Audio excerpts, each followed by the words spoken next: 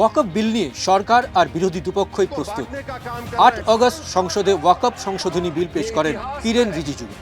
তারপর থেকেই বিরোধীদের নিশানায় কেন্দ্রের বিজেপি সরকার।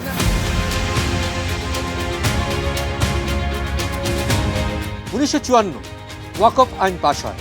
1995 আর 2013 সালে কংগ্রেস আমলে সংশোধনী। কেন পুরনো আইন বদলাতে চায় কেন্দ্রের বিজেপি সরকার? जो वक्फ का एक पर्पज है, उद्देश्य है, जो वाकिफ करता है कि उसका फ़ायदा गरीबों को मिले, आम मुसलमानों को मिले, पसमानदा को मिले, ख़वातीन को मिले, महिलाओं को मिले, तो उस पर उसका फ़ायदा मिले। एक ट्रांसपेरेंट बिल आए जिससे कि जो सरकार की मंशा है कि वक्फ का पर्पज पूरा हो। আইন অনুযায়ী কোনো সম্পত্তিকে ওয়াকফ ঘোষণা করার অধিকার একমাত্র ওয়াকফ বোর্ডের। প্রতিটি রাজ্যের নিজস্ব ওয়াকফ বোর্ড রয়েছে। বিজেপি সরকারের দাবি, ওয়াকফ বোর্ডের একচ্ছত্র ক্ষমতাই দুর্নীতির উৎস। সেই ক্ষমতা ভেঙে সরকারি নিয়ন্ত্রণ চায় বিজেপি। ওয়াকফ সংশোধনী বিল আসলে অসাংবিধানিক এবং যুক্তরাষ্ট্রীয় কাঠামোর বিরোধী। শুরু থেকেই এই দাবি কংগ্রেস, তৃণমূল, সমাজবাদী পার্টি, আপ, ডিএমকে সহ সব বিরোধী দলের।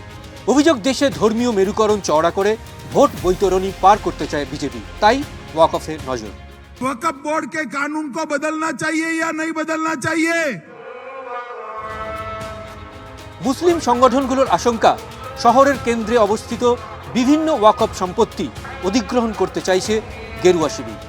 This government wants to take over दरगाह, मस्जिद and वक्फ properties. ये जो आप बिल ला रहे हैं, आप देश को बांटने का काम कर रहे हैं, जोड़ने का काम नहीं कर रहे हैं। आप दुश्मन हैं मुसलमानों के, उसका सबूत ये बिल है।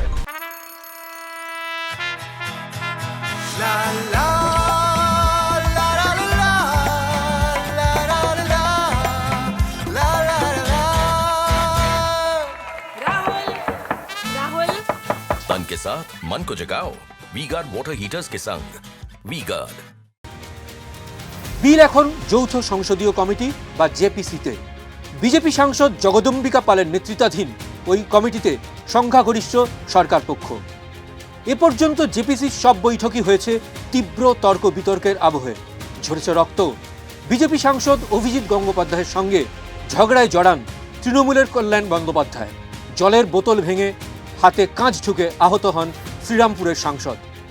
जेपीसी में चर्चा पूरी हुए बगैर आप कह रहे हैं हम वो बिल पास करेंगे, तो जेपीसी का मतलब ही नहीं कोई।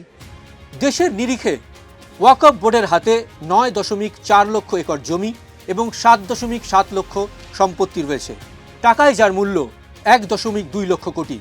ভারতে জমির মালিকানার নিরিখে ওয়াকফ বোর্ড তৃতীয়। ভারতীয় রেল এবং সেনাবাহিনীর পরেই বোর্ডের স্থান।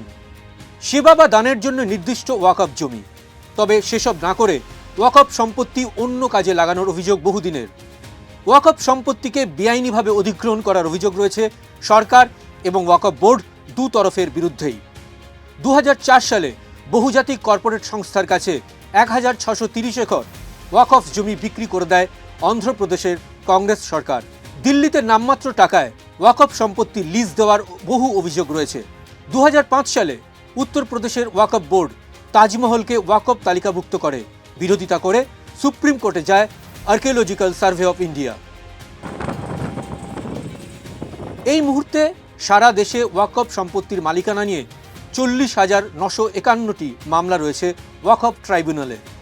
কেন্দ্রের দাবি, ওয়াকফ ব্যবস্থায় স্বচ্ছতা আনতেই সংশোধনী প্রয়োজন। আর এই দাবি উঠে এসেছে গরিব মুসলমানদের তরফেই। সংশোধনী এলে সরকার বোর্ডের সমস্ত সদস্যকে মনোনীত করতে পারবে। সিইও পদে মুসলিম নয় এমন কাউকে মনোনীত করতে পারবে। বোর্ডেও 2 জন অমুসলিমকে মনোনীত করা যাবে। থাকবে মহিলাদের প্রতিনিধিত্ব। কি আছে সংশোধনীতে? পুরনো আইনে 44টি সংশোধনী আনতে চায় কেন্দ্র। প্রতিটি রাজ্যে প্রতিটি জেলাশাসকের কাছে ওয়াকফের সম্পত্তির পরিমাণ লিখিতভাবে নথিভুক্ত করতে হবে, যাতে আজকের দিনে দাঁড়িয়ে জমি বা সম্পত্তির প্রকৃত মূল্যের হিসাব পাওয়া যায়।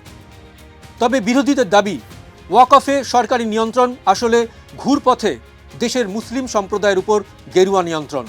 কেন্দ্রের পাল্টা ওয়াকফ বিল আনতে উদ্যোগী পশ্চিমবঙ্গের মমতা সরকার। বিধানসভার শীতকালীন অধিবেশনেই তা আনার কথা।